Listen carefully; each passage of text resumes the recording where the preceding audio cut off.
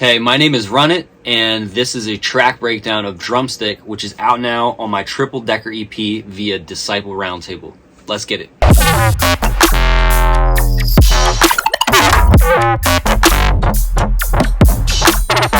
Welcome to my FL. We're out here. We have the intro that I'll go over first here, which is a combination of some loops that I found via Samplet, which I'll put a link right there. And then I combined a high loop of it and a low loop. Let me play it out for you real quick. So this is what the loop sounds like alone when I found it.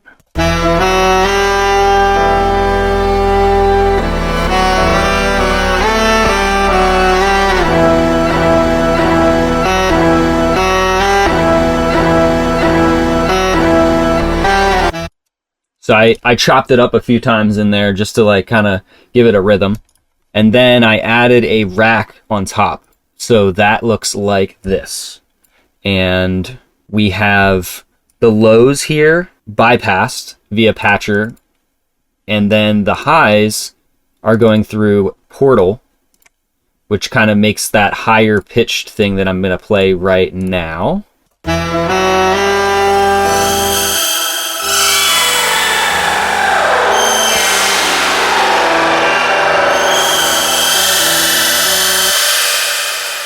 And so used Pitcher on this as well. And so what Pitcher does is key snaps everything like auto-tune.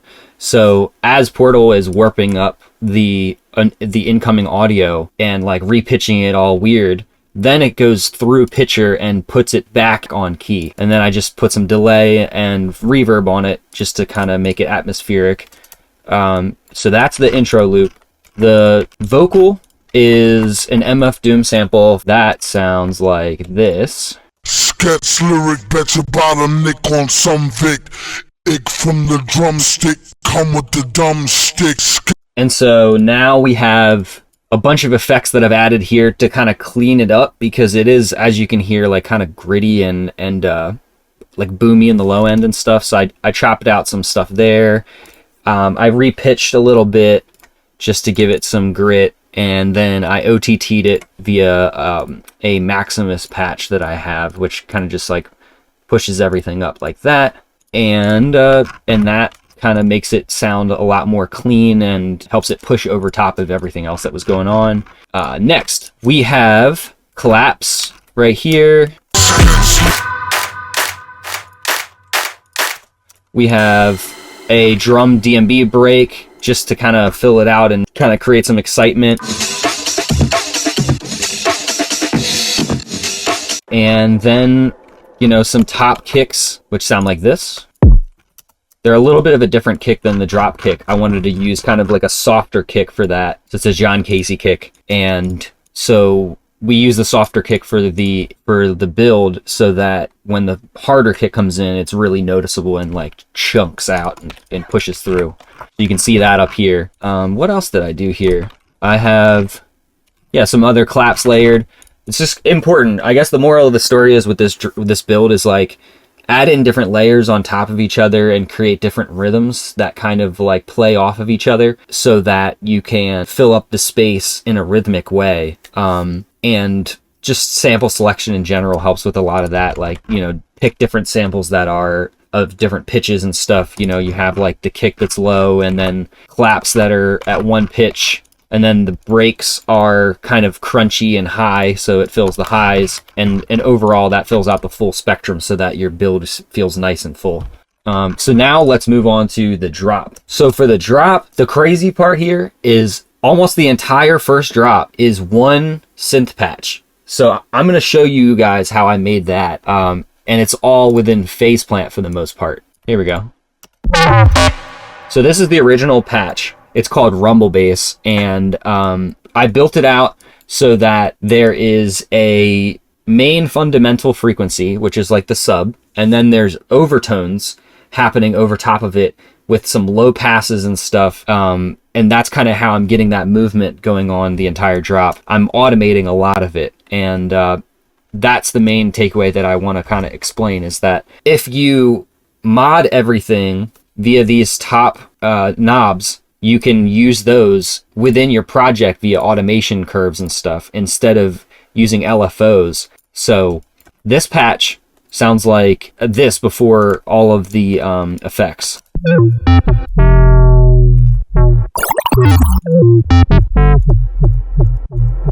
And here is the automation curves that we're working with. So I'm mainly using a low pass to kind of filter out those overtones that are happening on this wavetable right here. It's just a square wave and then a filter. And you are automating this low pass right here via automation clips inside FL. So, wow, wow, wow. That's what it looks like. So that's what you're hearing.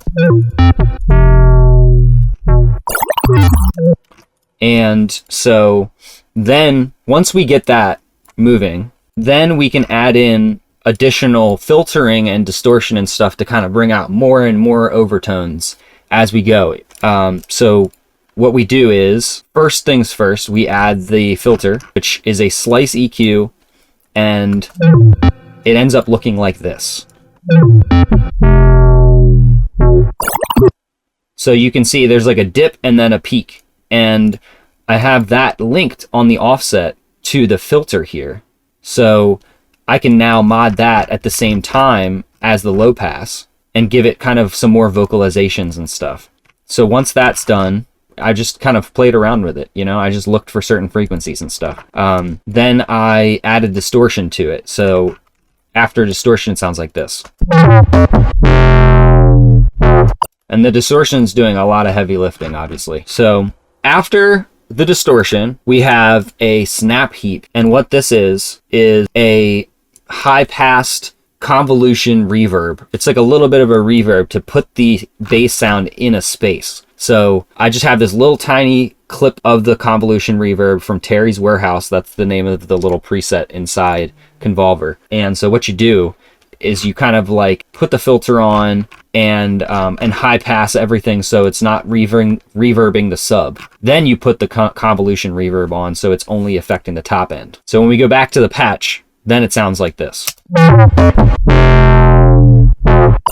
You can kind of hear a little bit more of the reverb coming out there. After that, we have an EQ that's dipping a ton of the low mids, kind of the mud region in like the 100 to 400 range. A lot of mud happens around that frequency spectrum. And then we have a frequency shifter for just like random parts that I want to whip around. And that's pretty much it, you know, an OTT after that. So after everything, you get a sound like this.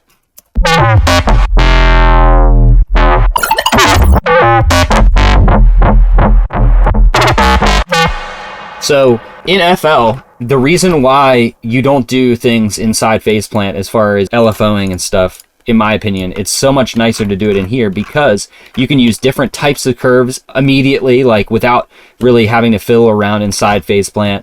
You can do the wave version of like the automation curve. So you can change like the speed of the right here. You can change the speed of like a wobble on the low pass inside FacePlant, which is how I made that sound.